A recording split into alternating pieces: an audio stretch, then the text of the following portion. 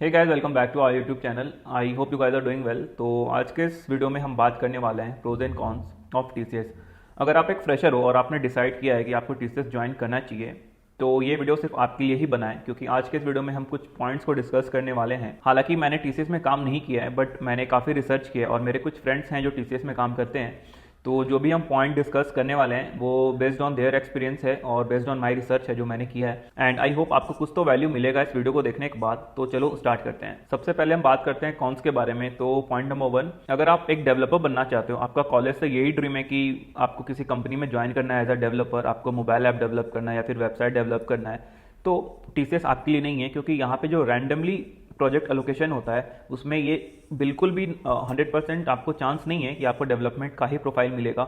आपको मेंटेनेंस का भी प्रोफाइल मिल सकता है, आपको क्यूए का भी प्रोफाइल मिल सकता है। अगर आप चाहते हो कि आपको डेवलपर में ही जाना है, डेवलपमेंट में ही जाना है, तो टीसीएस आपके लिए नहीं है। अगर आपको किसी पर्टिकुलर टेक्नोलॉजी को लर्न करना है, सीखना है, तो टीसीएस में ये नहीं हो सकता है। जैसा कि मैंने बताया, सब कुछ यहाँ पे रैंडमली होता है। आप टीसीएस के लिए सिर्फ एक रिसोर्स हो और वो रिसोर्स को कुछ भी सिखा देते हैं बेस्ड ऑन देयर रिक्वायरमेंट। वो आपका रिक्वायरमेंट नहीं देखते हैं। तो इसीलिए ये पॉइंट मैंने सबसे पहले रखा है कि अगर आप चाहते हो कि आप डेवलपर बनो तो टीसीएस आपके लिए नहीं है। Now let's move to the second point. तो सेकंड पॉइंट में मैंने क्या रखा है, जैसा कि आप सभी को पता है टीसीएस एक कंसल्टेंसी कंपनी है।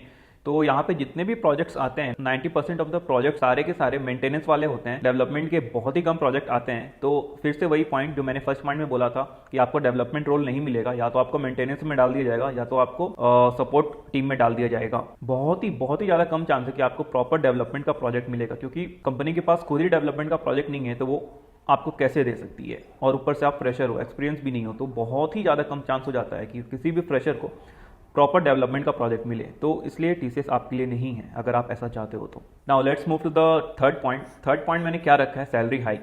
क्योंकि सैलरी हाइक भी एक बहुत इंपॉर्टेंट फैक्टर है। आप जॉब कर रहे हो तो किस लिए कर रहे हो, आप पैसा अर्न करने के लिए कर रहे हो।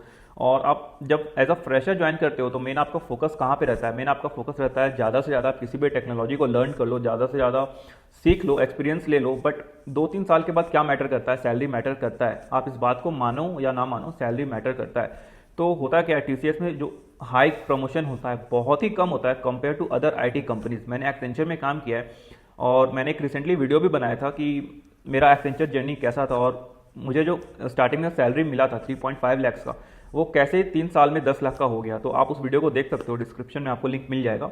तो टीसीएस में ऐसा नहीं होता है। टीसीएस में आप 3 साल में बहुत ही कम आपका ग्रोथ होगा। 3.5 से मान लो आपने ज्वाइन किया है तो वो ज़्यादा से ज़्यादा 4.5 चला जाएगा, उससे ज़्यादा नहीं जाता है। जो मोस्ट ऑफ द एम्प्लॉयज़ होते हैं टीसीएस के, जो टीसीएस छोड़ के दूसरी कंपनीज में जाते हैं, वो इसी पॉइंट के कारण जाते हैं, क्योंकि जो यहाँ पे हाइक होता है बहुत कम होता है। तो गाइस, इसी के साथ हमारा कॉन्स का टॉपिक खत्म होता है। अब हम मूव करते हैं प्रोज पे। तो प्रोज में सबसे पहले हम पॉइंट के बारे में जो बात करने वाले हैं वो है जॉब सिक्योरिटी। क्योंकि जैसा कि हमें पता है टीसीएस एक बहुत बड़ी एमएनसी कंपनी है, तो compare to other IT company यहाँ पे जो जॉब सिक्योरिटी है बहुत ही ज़्यादा है। मैंने तो ऐसा कभी नहीं देखा है कि टीसीएस अपने एम्प्लॉयज़ को फायर करती है। इवन ये जो हमारा टफ टाइम था पेंडेमिक का, इसमें भी टीसीएस ने किसी को भी फायर नहीं किया, किसी को भी ज़्यादा ले ऑफ नहीं हुआ।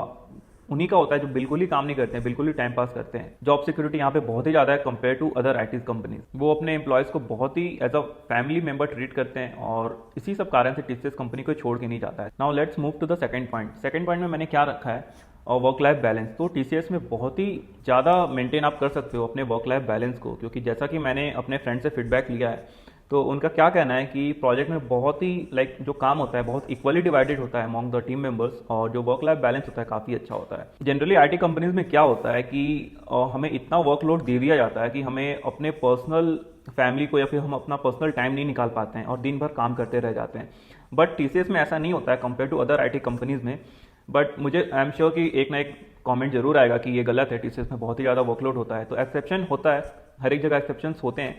तो हम इन जनरल बात कर रहे हैं, तो compare to other IT companies से टीसीएस में बहुत ही कम वर्कलोड होता है। Now let's move to the third point. Third point में मैंने क्या रखा है, ट्रेनिंग एंड केटी प्रोग्राम। तो टीसीएस एक बहुत बड़ी कंपनी है और जब आप एज अ फ्रेशर ज्वाइन करते हो तो आपको बिल्कुल जीरो इंडस्ट्रियल नॉलेज होता है। तो टीसीएस क्या करती है, प्रॉपर आपकी ट्रेनिंग करवाती है, प्रॉपर आपका सर्टिफिकेशन होता है। मान लो आपका प्रोजेक्ट जावा में है तो प्रॉपरली आपको जावा पढ़ाया जाएगा, आपको केटी दिया जाएगा। और फिर अगर सर्टिफिकेट रिक्वायर्ड है आपके प्रोजेक्ट में, अगर क्लाइंट चाहता है कि आपका सर्टिफिकेशन हो तो आपको प्रॉपर सर्टिफिकेशन भी करवाया जाता है। मतलब कहने का मतलब ये है कि प्रॉपर टाइम और मनी आपके ऊपर इन्वेस्ट किया जाता है और आपको उस लायक बनाया जाता है, आपको फ्रेशर से एक्सपीरियंस दिया जाता है और आपके स्किल को इन्हेंस किया जाता है। तो compare to other IT companies, TCS आपके ऊपर एज अ आप रिसोर्स हो और आपके ऊपर वो बहुत टाइम एंड मनी इन्वेस्ट करती है, तो ये अपने आप में बहुत अच्छी बात है। बट यहाँ पे बुरा क्या है? बुरा यही है कि टीसीएस को जो चाहिए वो आपको सिखाएगा, आपको जो चाहिए वो आपको सीखने को नहीं मिलेगा। तो ये एक बहुत डिसएडवांटेज होता है। Now let's move to the another point. इस पॉइंट में मैंने क्या रखा है कि आपको बहुत ज़्यादा टाइम मिल जाता है खुद का कुछ सीखने का। मान लो कि आपको एंड्रॉयड पे काम करना है बट आपको वैसा प्रोजेक्ट नहीं मिल रहा है, टीसीएस में वो काम नहीं होता है, बट आपका इंटरेस्ट है एंड्रॉयड में काम करने का, तो आप आराम से apart from your office work आप अपने लिए टाइम निकाल सकते हो और उस किसी भी चीज़ को लर्न कर सकते हो।